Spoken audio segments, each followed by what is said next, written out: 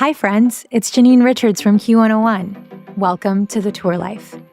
Grab your all-access pass and join me behind the scenes of the music industry. Together, we'll discover how to live happier and healthier lives doing what we love. Today's guest is a seasoned bassist who has played and recorded with an impressive lineup of artists, including the Grenadines, Amanda Shires, Jenny Lewis, Conor Oberst, Bright Eyes, and his sister Macey Taylor. In this episode, we discuss growing up in a musical family, the social dynamics of being on the road, the challenges of maintaining personal well-being, and we even discuss a bunch of animals, including goats. Here's my conversation with the insightful and hilarious Macey Taylor. Hi, Macey. How are you? I'm great. How are you? I am really, really well. Okay. So what have you been up to? It's been a few years. It's been several years. A lot of the same, a lot of different stuff. I relocated back to Alabama and bought a house here, and I've been playing with, different people around Alabama and a lot of stuff. I've been on the road with Amanda Shires, and just doing my thing, trying to make it work. You're from Alabama originally. I am, yeah. Yeah, and so how long have you been touring? How did you get into the music industry in the first place? Well, it mostly happened because of starting with my dad, who is a musician, and I had a studio in the house. He produced a lot of commercial jingles when we were growing up, and also played in bands in the 70s and 80s and stuff like that. So that's where the music came from. But then Macey Taylor, my sister, she had a pretty good start with the music business. Her first band, Little Red Rocket, had a record with Geffen in the late 90s, and then she did several other things. So really playing in her band after I'd gone to music school and done this and that, just played music all through high school, is what kind of got me started in meeting people in her sort of indie rock scene, and it kind of took it from there. So you said you went to school for music. I did. So you kind of knew that you wanted to do this? Yeah, my dad was a musician, so he did that. That was somewhat of his main job. And Maria, when I was in high school, was already touring and doing stuff like that. I didn't know exactly what I wanted to do. It was just, I was pretty good at it, and it was kind of a no-brainer or something to try at least, Maybe I just did it for fun, but that's okay too. Well, what expectations did you have, as a kid watching your family? I guess just the idea to make it work whatsoever was an expectation, it wasn't necessarily to get famous or, make a lot of money. But I didn't have a lot of choices for myself, so I tried that one, more or less. It was one of the only good things I was pretty good at. Yeah, it's always nice to just try to find a career when you find you're good at something. But once you did get in it, so was there anything that kind of shocked you about it? Because I feel like even when you think you know everything, like you're looking at it, you're still not in it, right? So like once you actually were able to dive in, was there like any experience or any specific moment you can think of that kind of, shocked you? I don't know about shocking. Just the persistence of touring and being around people. I feel like the social, obligations and how that works is more important than people might think. I've started to realize that the more different people I worked with, and being able to get along and to live communally with people. These kind of things I started realizing is really how you do it, at least as far as touring or maybe being stuck in a studio for, in the middle of nowhere for a long time, stuff like that.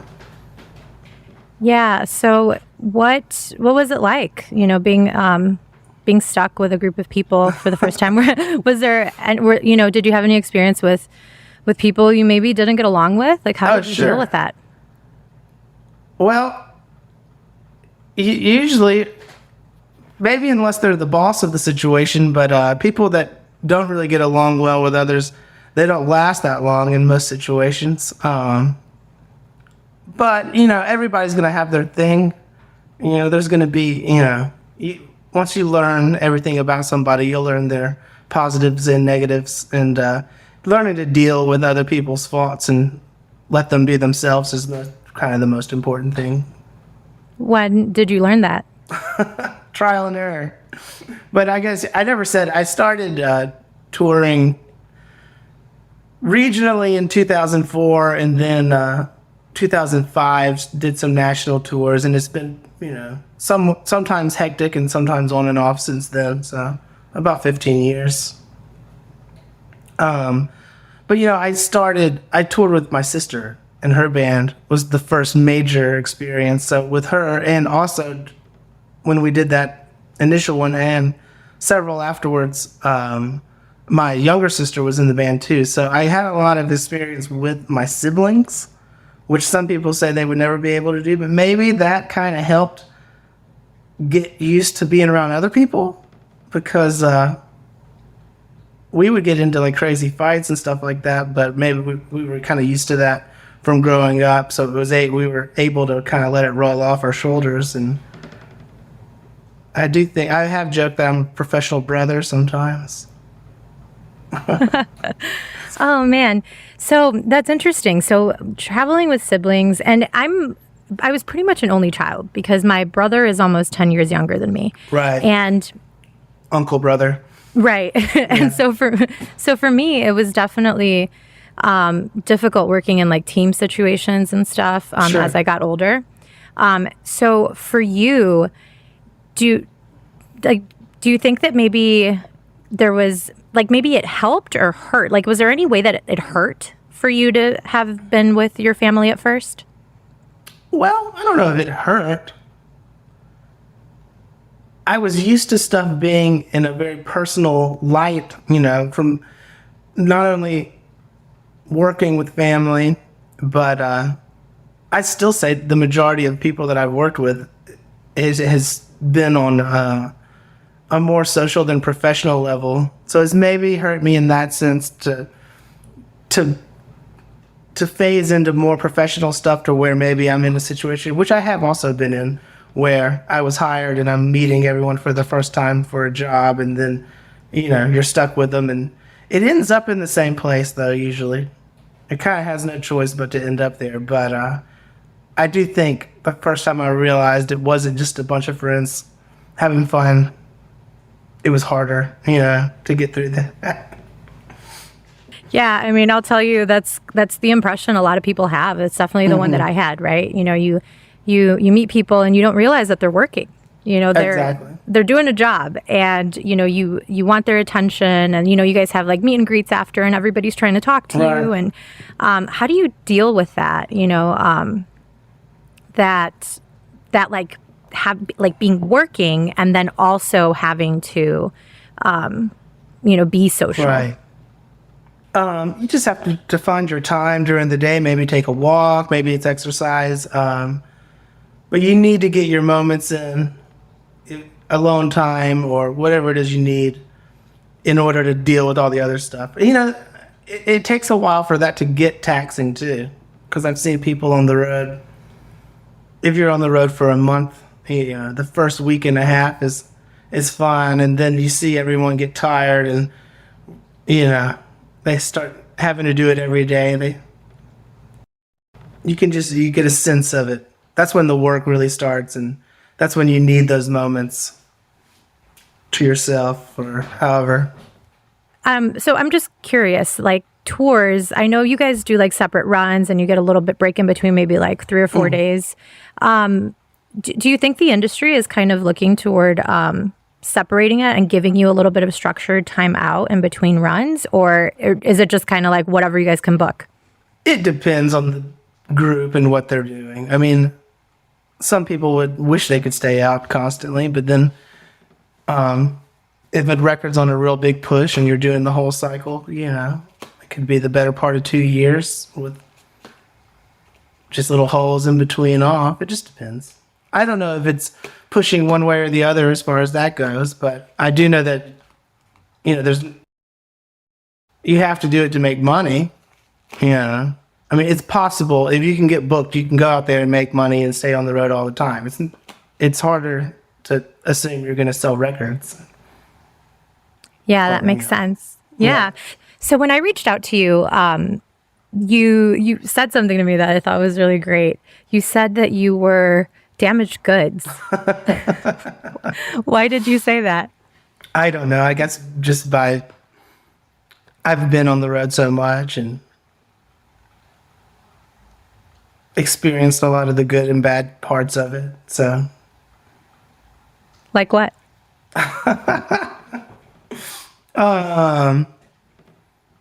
You know,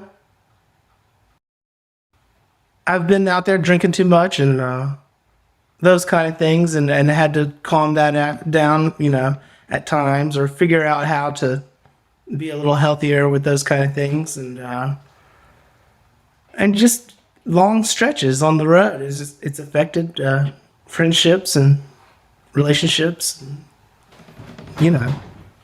these kind of things. Is there a particular moment you can think of that kind of, an aha where you're like, yeah, I got to make a change?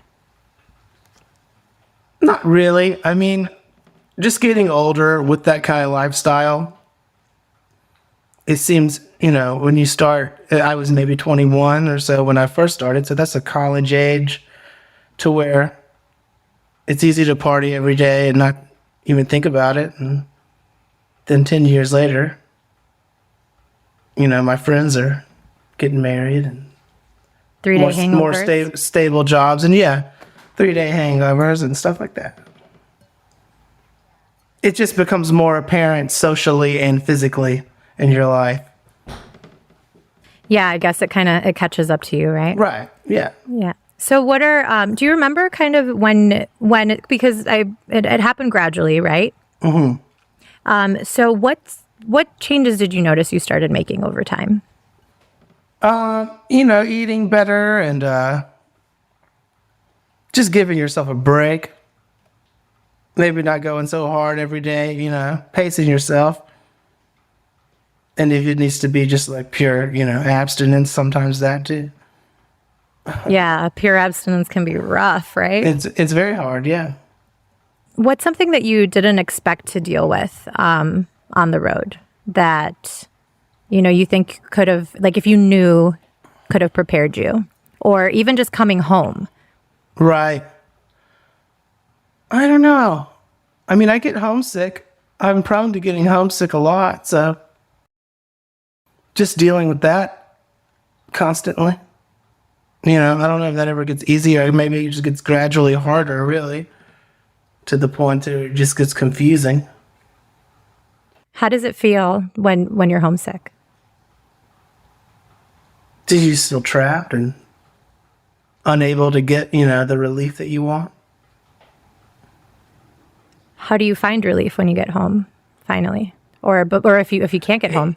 Sometimes it just kind of comes back immediately. I have weird concepts on time as far as, 3 weeks can feel like 2 months.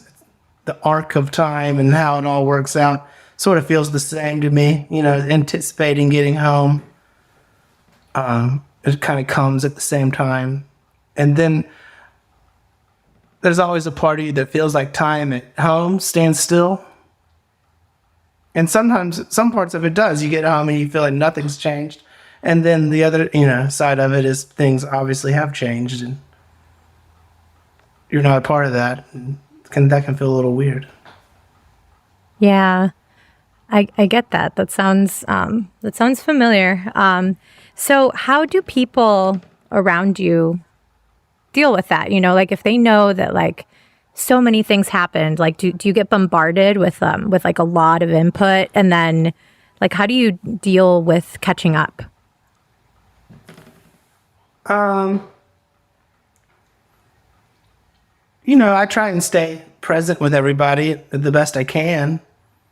It seems like to me the people at home are assuming I have more interesting things to say, and I usually think it's the opposite. I feel like what I'm missing in the day-to-day things I hear about at home are more exciting, and I just repeat the same routine every single day. you know. And sometimes that can get really brutal to where it's hard to talk to someone every day because I don't have anything to say, other than I did the same thing I did every day for the past, month and a half. Like Groundhog Day.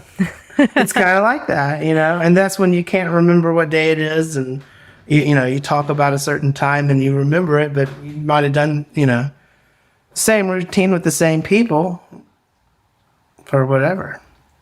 So what sorts of things do you do to stay connected to, I guess, the real world, quote unquote? I guess it depends. It depends on, who's in my life at the time. When, if you have a significant other that keeps up with you, then you'll tell them everything and they'll tell you everything and you keep up. But there's also been times I've had long stretches of being single to where I don't talk to anybody, and those kind of get lost. So maybe it's better to have somebody to talk to opposite the situation that you're in, that, some support. Yeah. And I mean, it's interesting that you say that you kind of lose a sense of time, right? Yeah. So when did that start happening? Like you, because I know at first, right, everything's really fun and you kind of remember everything Right. and stuff. And Sure. when does that happen? I don't know. I guess it depends on who you're with and how often you've done it. I feel like I remember more of the first few years I was touring than I do the last, 6 or 7. Not that I don't remember everything, but I jumble it up in, singular situations a little bit more. So it's the repetition that kind of drives me nuts. Do you work with a lot of people, like a lot of the same type, like same people? Or do you constantly have new people that you have to build new relationships with? I mean, I've changed quite a bit, but I generally have, a couple of commitments that are my main thing, or I'd like to, that's when things are working out good. There's always one band, and then I'll do a little bit, to keep it going on the side, but it's always kind of nice to have a main thing. Have you ever had a situation where you everything was going really well and then for whatever reason outside of your control, you just you couldn't hop on the next run again? I mean, I've had things end several times, because for me, being mostly freelance, I feel like it's album to album with people, and I feel blessed that I've worked with people that like to work with lots of different people, so it's kind of allowed me to bounce around quite a bit. But also being in that world, there's dead ends every now and again. So I can't say I have, I've never had to quit because it's been too much or anything like that. But I've made the joke before that, my career ends, on November 17th.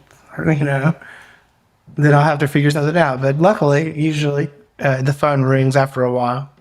Yeah, it almost kind of reminds me of, like a kid, I don't know, like a military kid who just gets pulled out of schools all the time. Yeah. Right? Totally. Yeah, for sure. So, I'm really interested about what do you do at home? Cause you've got music, you've got all this stuff, right? We've established that, but what other things do you do that keep you grounded? I like to cook. There's stuff that I can't do on the road, like that.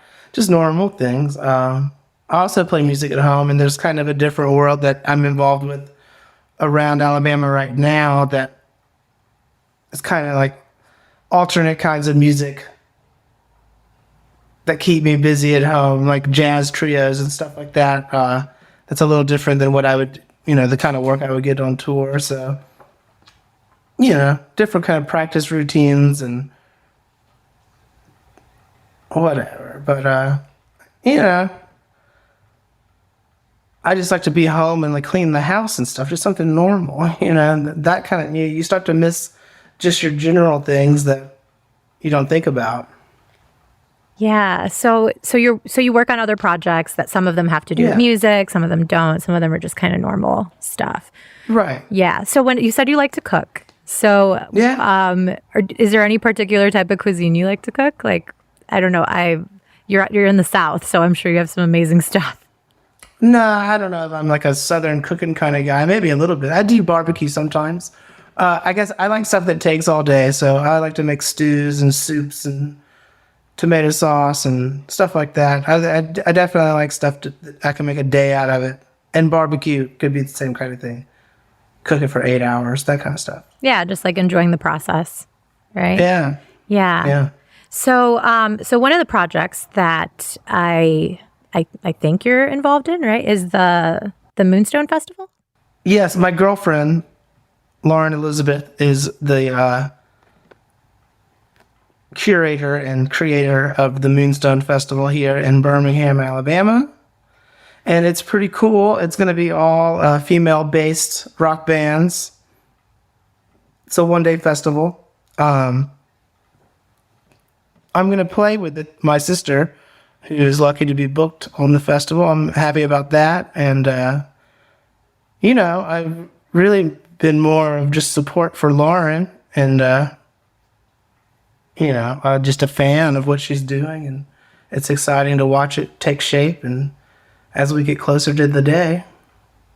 That's pretty cool. You know, yeah. It's very cool. Yeah, I think it's cool to see you supporting people, right, when you're home. Because I feel like when you're on the road a lot and it's like all music all the time, is it hard to not switch gears and to like keep doing it? Because I know sometimes it's like, oh, well, I just played a bunch of shows. The last thing I want to do is go to another show. Right. And I'm definitely like that. I less and less, I like to just go see concerts or just random shows in town. But I'm usually game to play, you know. I mean, it's still my job and I have to work, you know, from tour to tour in between. So sometimes it's work, but I still like to play, you know. Yeah, I think that's definitely key, and you know, just enjoying what you do will get you there, right? So, are there any other projects that you're working on, like anything new that you're getting into that you're excited about? I am. Well, I've mentioned Maria, and she has a new record that we've been going back and forth for. I've been mostly recording bass here in Birmingham while she lives in Los Angeles, which has been a fun thing to do, just to get the tracks and record them in a studio here and ship them out there on the email. It's just kind of like what we're doing right now. So that's been fun. And that should come out by the end of the year. And continuing to play with the Amanda Shires band has been a joy. And, you know. Tell me more about this recording kind of remotely. How does that work? Yeah, I've done it a few times, but it was pretty easy with Maria, but it's the same as, you know, everybody's recording on computers these days, so they'll send me wherever the basic track of the recording is, and I'll add my parts to it, and then I email that to them, and as long as the quality and everything works out okay, they can work their magic on their end, and then that's that. It's not too different than being in the room. It's by, you know, the end result. It can be hard. I mean, just not having the person there to spit out ideas and to coach you through a situation. You have to find out, you know, any changes that might need to happen after the fact. So how do you guys brainstorm it all together, or do you have communication going on? Sure. I mean, there'll be an idea of what, you know, in this situation, what she wanted the bass or the keyboard to sound like. And I did my best to, you know, interpret that and, you know, add my thing to it. And hopefully it works. But there was definitely a couple times where, you know, there were some edits. She's like, But that what goes is with this? everything. Yeah. Well, we like it, but that can, that happens with lots of stuff. That's funny. It reminds me of when I have an 11-year-old and I made these almond cookies and I was so proud of myself because they're like high protein, low carb with chocolate chips. Just I thought they were delicious. And he was helping me and he said they smelled amazing. And then I gave him one to try and he goes, maybe I'm not hungry right now. Yeah. That's nice. Yeah, exactly. Sometimes they're not so hungry for my bass playing cookies, that I provide. So, do you bake? I have baked. I wouldn't consider myself a baker, but What did you bake? I just I've imagine made you baking right now. Yeah. chocolates. I've made cakes. Wait. Some with or without cannabis. Wait. You made chocolates? Like Jacques Torres chocolatier?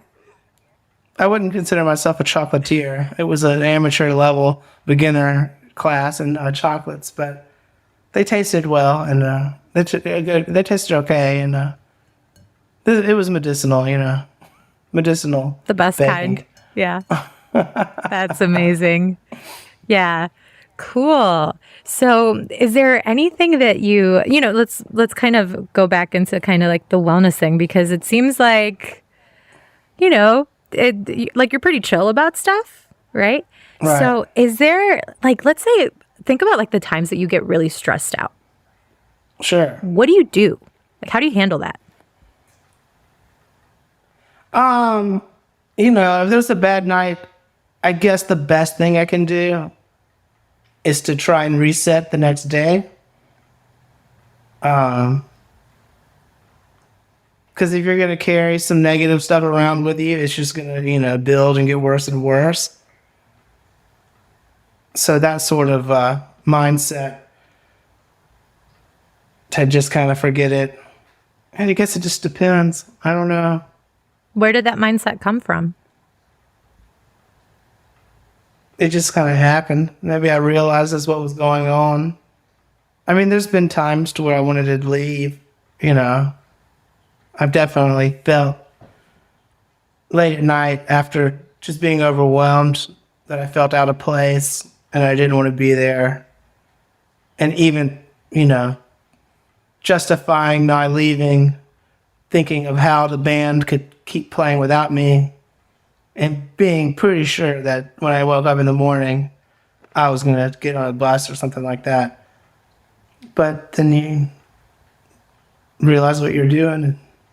And, you could either leave or you could stay pissed off, or you could try and make it better and then you have a better next day. So is that how you saw your family deal with stuff? Not necessarily. I mean, everyone's done, still plays music and works. And, my sisters, they have families now, so they're not on the road as much as they were. But some, they try and figure that out. I mean, that would be another conversation for somebody, how to do it with children, which I've been a part of. It eventually ended up touring with my mother on the road too, and, newborn babies. Wow. Tell me more about that. Yeah. It was good. I liked that because it got me a chance to spend time with my nephews and, stuff like that. It was easier, in some of those tours, I felt like it was easier to be with the baby and my family than some of the people in the band. But touring with a baby is easier than touring with a toddler. I learned that. You could probably figure that out, Oh yeah. Terrible little children running around, getting themselves in trouble and danger. Oh yeah. And people at clubs, they don't care. They don't want to need to see a 4-year-old running around in circles around the sound check. So I feel for them, Takes the tour pup to a whole nother level. Huh? Do you remember when we took Herschel to The Chicago Theater? My dog? I don't remember. I mean, that sounds familiar, though. Yeah. Well, that was really funny. So I have a chocolate lab. And we took him, and I had him at the hotel because the bomb dog was going to come. And so they told, huh? It was going to come to your place? No. To the theater, because like they had to the theater. Yeah. They had to check it for for bombs, make sure it's safe, and it was supposed to be at like 3 p.m. or something. And so I took Herschel back to the hotel, and then I brought him back at like 5, thinking everything was going to be fine. And so he's just hanging out downstairs, like by catering and stuff. And then all of a sudden, and he's like a puppy, right? So he just takes off. And it was the other bomb dog that was working, and he was like trying to play with him, and I was like, "Oh no!" That's great. Yeah. So I mean, I can totally imagine. I can picture the place. A toddler. I know that downstairs there. Yeah. Yeah, it's like that though. Yeah. That's fun though. I like dogs on tour. One time we saw a dog, and we wanted the whole band. We were in Denver, and we'd been out, and they were having a dog adoption in the hotel, and there was a dog, and we all said, we got to get this dog. And we told our tour manager that we were going to do it, and I think we named the dog, and we were on a bus, so we were saying, oh yeah, the dog could sleep in the bunk with me, and I'll walk him every day. And it was funny because we were like kids, and the tour manager had to be like, like your dad or mom says, well, we can't get the dog. Same thing with that, I don't think any of us really thought we were going to take the dog the next day, but that night that was the main conversation, Oh man, it's like being a kid in a candy store. Like you want to eat everything, you just want it, but it's like, nope, you got to go to bed. Can't have more sugar. That's funny. So, have you ever had like a situation where like the tour manager like shows up and they're just like, what? Like what were you thinking? What were you people thinking? I can't think of a good one. That's funny. I mean, I've seen that's a tough job. So I've seen bands be oblivious to the pain that they're putting the tour manager through, and them becoming weaker and weaker as the time goes by. But that's one of those things, Even a tour manager, you have to be able to put up with it, or you're not going to be able to do the job. So the best ones have the best temperament to deal with horrible shit all the time. Yeah, that makes perfect sense. Yeah. Oh, that's great. So, is there anything that you can think of that, like advice that somebody gave you that really made an impact on the way that you do things, the way that you interact with people, or maybe just the way you live your life? Someone told me once that working hard is good, working smart is better, and working smart and hard is the best. So just don't try and grind it out too much. Think about what you're doing. Make sure it's good for you and everybody. And, bring those two things together, and then you can figure it out. Yeah, I definitely like that. And, it can be tough, right? Because I feel like is there a lot of competition, do you think? Would you say that? Yeah, absolutely. Yeah. So I guess my impression would be that you feel like you have to really like put everything out there. And so like how do you not burn out? I don't know. Maybe I have burned out, but I don't know if I have a choice whether to burn out or not. You just keep going. Maybe not so much that there's competition, but there's just a lot out there. I was saying that at a music festival the other day, that there was a lot of, there's just so many bands that are working on a real level that I don't even know anything about. So to me, that's encouraging to know that there's plenty of worlds out there I could find that to keep doing what I'm doing, or just that there's that many people doing it makes me feel good. So would you say that there actually is a lot of opportunity? So if you look for them. Yeah. Just got to put and forth put yourself out there in the right way. Yeah. Yeah. Well, what's the right way? I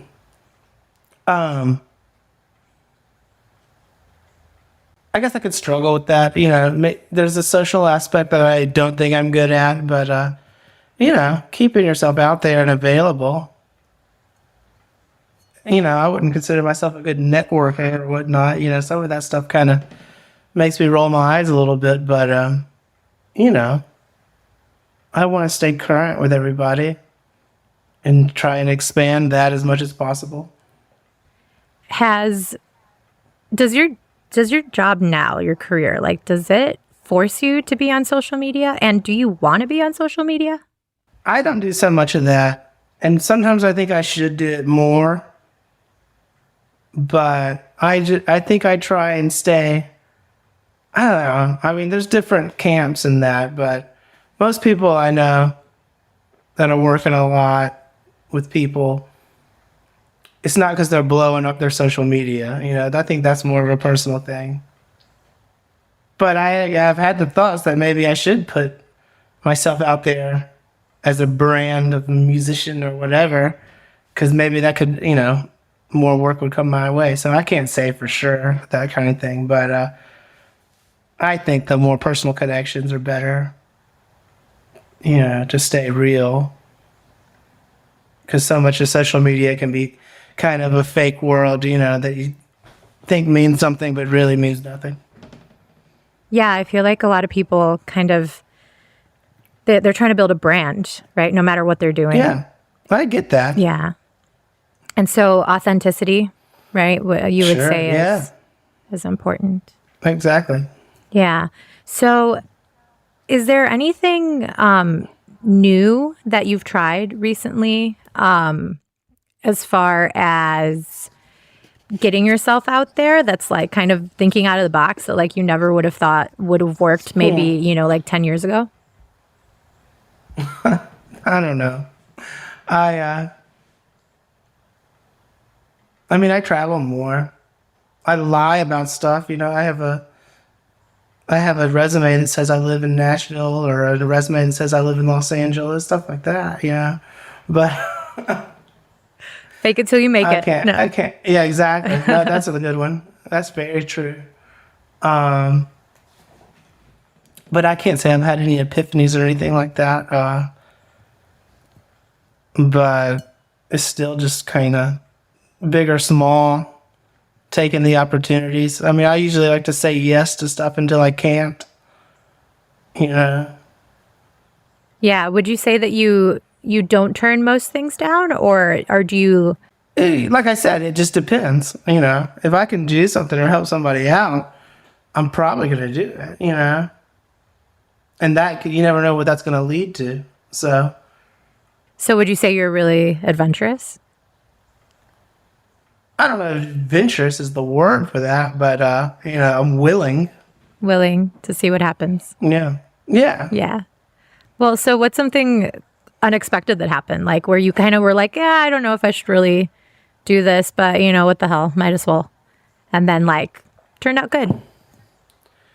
Well, you just never know. I guess it's just as far as one thing can turn into 10, And like I said before, having those moments to where I'm not sure what's going to happen. There's been times where someone asked me to do you have time, next Wednesday to do one thing? And I say, yeah, of course. And, make the effort to do the one thing. And then that, snowballs into 2 years of work or something like that. So that kind of thing.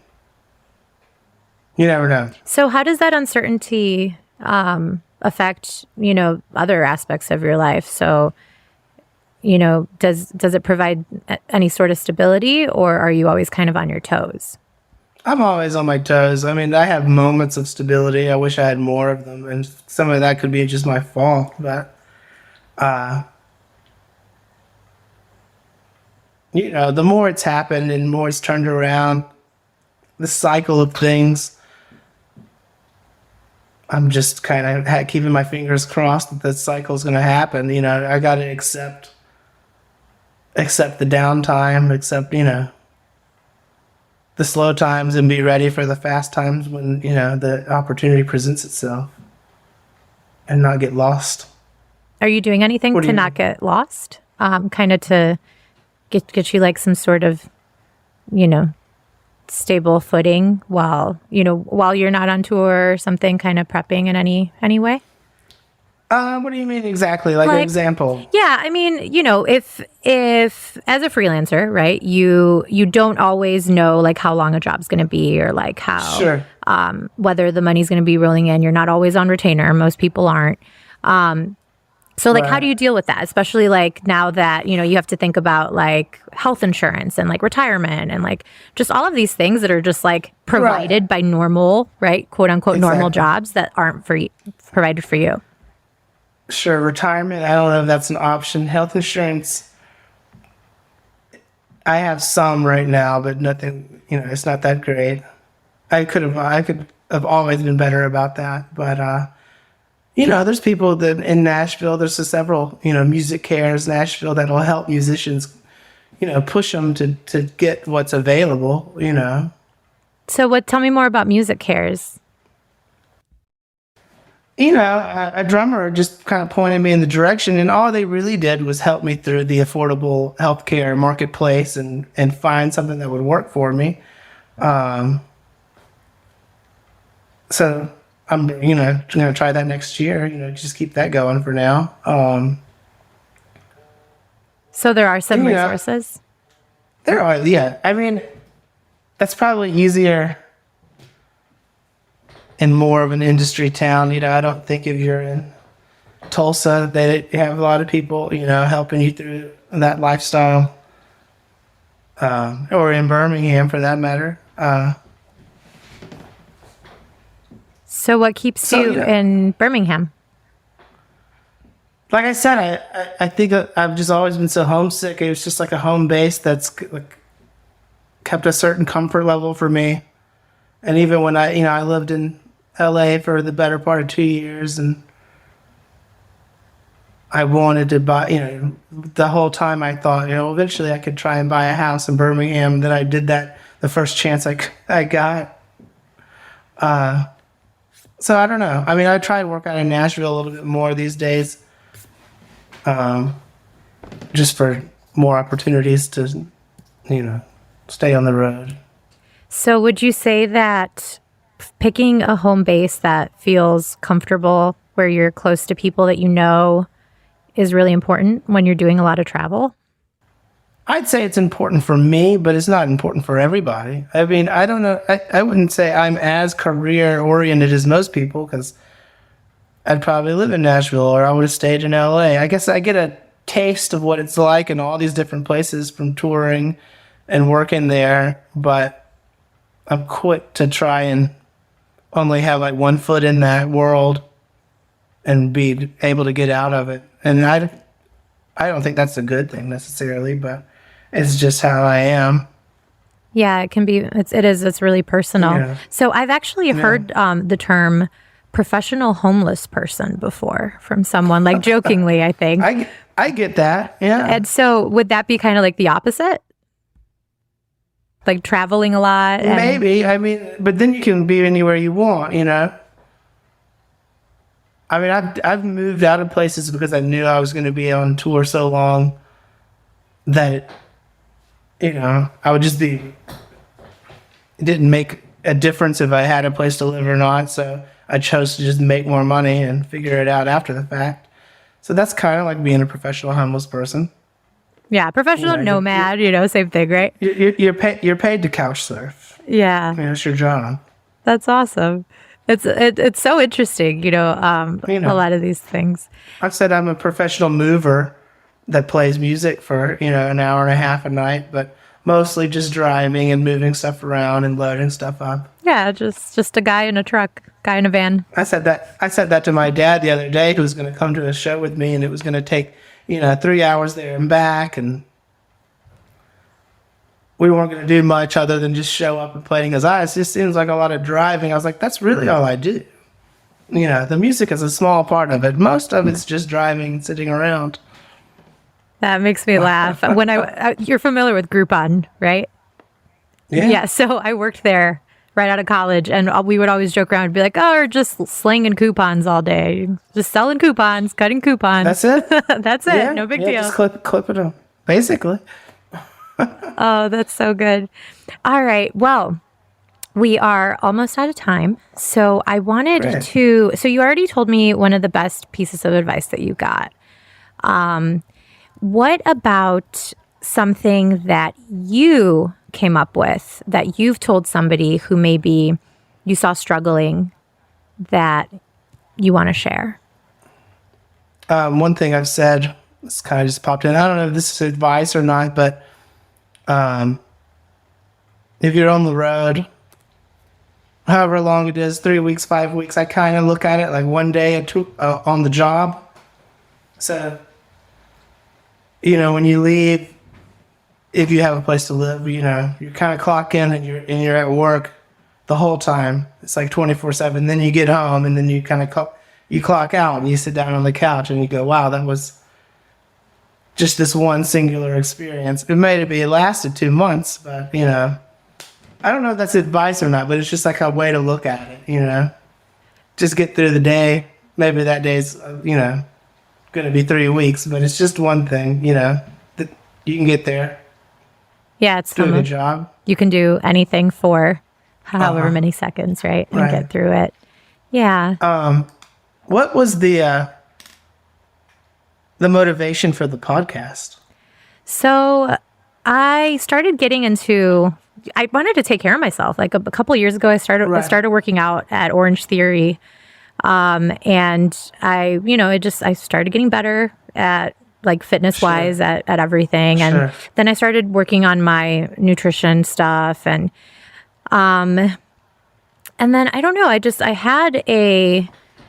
had kind of a tough time with with my last relationship, and I couldn't understand how like I was starting to get healthier and better, but the person I was with just wasn't there, and so it just kind of clashed, and so you couldn't share that. And they couldn't understand it. Yeah, and it was really upsetting for me later on to realize that I wasn't being the most understanding person, right? And that I was making a lot of assumptions about like how they should be feeling, and so it made me want to understand more. So that's why I'm here. I want to.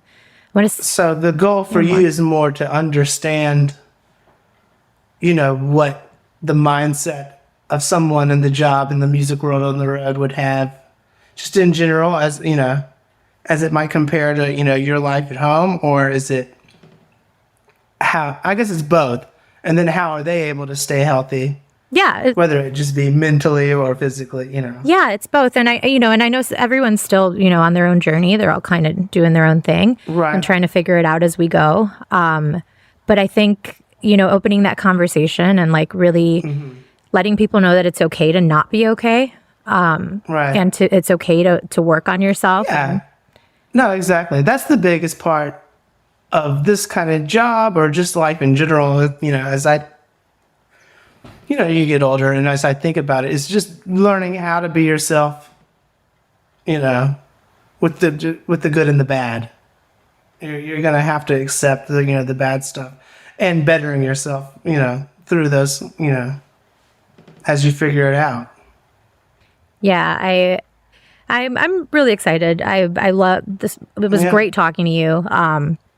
And I'm really looking forward to learning more. I want to provide some great, I just want to provide help. And I'm not there like living the thing, right? I can't tell people what to do, but I feel like if other people who may be experiencing things that you're experiencing, or who may have, maybe just starting out, or maybe they've been in it for a long time and they've just hit kind of that wall finally. And like, now they're just like, I'm either going to make a change or I'm just going to quit doing this.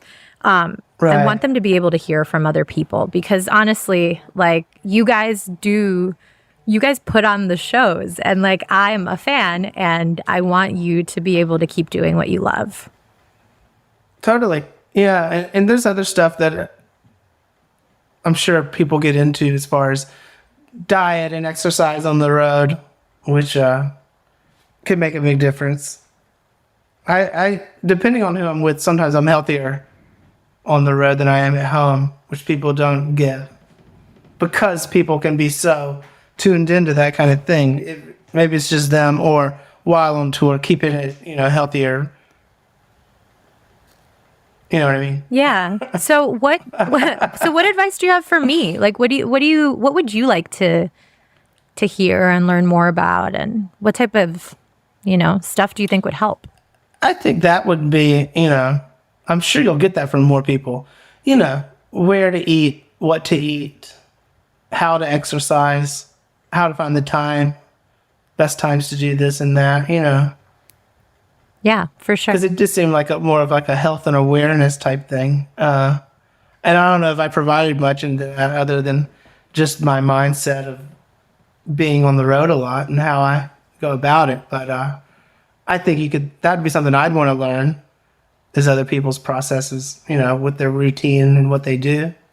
Yeah. And so actually, why don't you also tell me, so you said finding out what to eat, where to eat, what, how to fit in, movement and fitness into a really busy routine and a travel schedule. Right.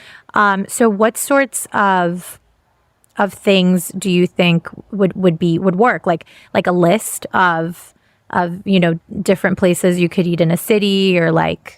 Sure. Yeah. If someone's a vegan, they'll have their favorite vegan places. You can go to what's it called in Chicago, the Chicago Diner or whatever. I think that's what it was. It's a vegan place. I'm not vegan, but, I've toured with so many people with different health regimens that I get to know these type things a little bit. So yeah, that kind of stuff. And it can depend on what's provided to you by the band and how much time and money might be involved. If you're in a van with a bunch of people, maybe not making a whole lot of money, just making it happen, just doing it, you're not going to have, you might not have time to exercise, and you're also not going to have enough money to eat the way that you probably should, but vice versa. If you're with a band that has a little more means, that can keep, you have your rider every night, put stuff on there that's going to, help everybody, good nutritious food. And then it's up to you to find time to take a walk, or if you want to make it to a hotel gym or jog, or, just read a book, Yeah, sometimes it's just as simple as like, go sit in the lobby and read by yourself. Yeah, exactly. Yeah. Well, no, that's really cool. I'd like to provide, just quick travel workout stuff that you could do in your hotel room. And there's this really cool, backpack that I shared with one of my friends who tours. It's called an M pack, and you basically fill it with these canisters of water. They're just they're flat, made out of plastic, and then you just fill it with water, and it's I think you can put it's 15 pounds per canister, and you can fit 4 of them in there. And then it's a backpack, so you can have your your laptop in your backpack, and then just all of your clothes and stuff, and then you also have a way to lift weights in your hotel room. That's cool. So neat. Yeah, so that sort of stuff I think would be really cool to share. But yeah, I mean, thank you so much. And if you have any ideas that pop up or any needs that you think, that a health coach could fill, those would be amazing ideas to hear about. I would absolutely appreciate it. I'll do it. I'll keep up with everything on Instagram and whatnot. Do you have any pets? I'm just curious. I don't. I live sort of a double life. I have my house, and I live alone, but I also most of the time these days live with my girlfriend, who has 3 dogs that live inside, 3 pit bulls and a cat, and she also has some rescue dogs that she takes care of in her backyard. So I get a triple dose of animals with her. So no, I don't. But we have a puppy that's kind of ours right now, a little pit bull named Dolly, Dolly, that's so cute. Yeah. Well, yeah, that's nice. I feel like animals always make things a little bit happier. So, Absolutely. yeah. All right. If I didn't tour, I probably would have more. But Yeah. what about it's hard. What about a farm and a llama? I'd love that. Yeah. I want to get goats. I want to have goats in my backyard. Oh, that's so neat. Goats and chickens, or just goats? We'll start with goats. Okay, yeah, goats are kind of they're pretty funny. They're good. Have you ever gone to an orchard and then just seen how like overfed they are? Poor things. I haven't. They're just kind of like walking around with their like huge overstuffed bellies, and they're like, "Stop feeding me," but I can't stop eating. Well, we need to start a podcast about healthier goat living in the prairies or whatever. Oh my gosh. All right. Well, thank you so much. And I'll talk to you soon. Great. Well, I hope I provided something, and it was lots of fun. Thank you so much for joining us on The Tour Life. Please remember to rate and review the show on Apple and Spotify to help us elevate these important conversations. Join our community and get access to exclusive behind-the-scenes content. And you'll also be the first to hear about upcoming events and giveaways by connecting with us on socials at The Tour Life Podcast and at Q101 Chicago. For the real story behind some of wrestling's biggest moments, it's Something to Wrestle with Bruce Pritchard and Conrad Thompson, too. It feels like April is release month. When you get through with that set of stories and it's time to set a new course for the next WrestleMania, and that makes sense if you're going to do what Jim Ross would call a roster purge. Taking a look at your corporation a couple times a year and realizing that some strength over here, or you need to eliminate some. That's all it was. Something to Wrestle, wherever you listen.